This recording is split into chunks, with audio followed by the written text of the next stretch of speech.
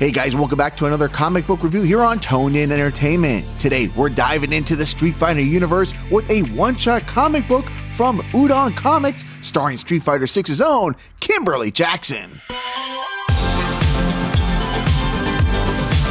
For those who are fans of both Final Fight and Street Fighter, this issue is going to be right up your alley, as this story not only takes place in Metro City, but also features cameos of characters from both of these Capcom franchises. The story takes place on the day that Belger is preparing for a big media day to boost his public image. But Kimberly, she has another idea, as she plans on making a gigantic artistic expression to make sure everyone knows that, well, Mr. Belger is full of crap. Now, looking on in the shadows is Guy and Zeku, and it's a good thing because it won't be too long that Kimberly finds herself in need of some helping hands. From here, the duo of Guy and Kimberly show off some of their best special moves against Belger's henchmen. But even though these two are some of the best Street Fighters in Metro City, when bullets start flying, it's best that these ninjas vanish to fight another day. And while it was an exciting day for Kimberly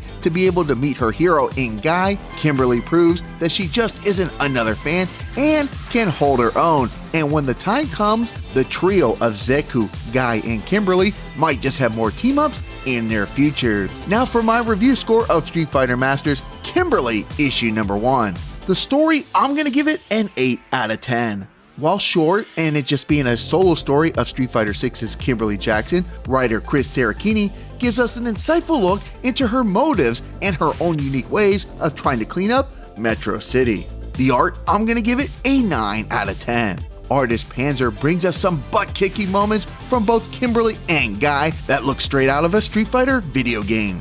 Throw in some great facial expressions and some creative moments from Kimberly, and it all paints a great picture. The conclusion, I'm going to give it a 7 out of 10. This story, it just kind of ends, and while I know it's just meant to be a one-shot, the ending was just kind of okay, with no real resolution and kind of an open door for something in the future. The fun factor, I'm going to give it an 8 out of 10, which means my final score for Kimberly issue number 1 is going to be an 8 out of 10. The only weakness of this issue being its ending, it's still a fun read for a Street Fighter fan. And if you're a Kimberly player or have love for the Final Fight franchise, this one is definitely worth picking up. Now, did you guys read Street Fighter Masters Kimberly issue number 1? And if you did, what are your thoughts? Comment down below. Now, next up, I do have another Street Fighter comic book to look at with the Street Fighter 6 Evolution Special. So guys, if you haven't already, make sure you hit that red subscribe button so you can stay tuned in here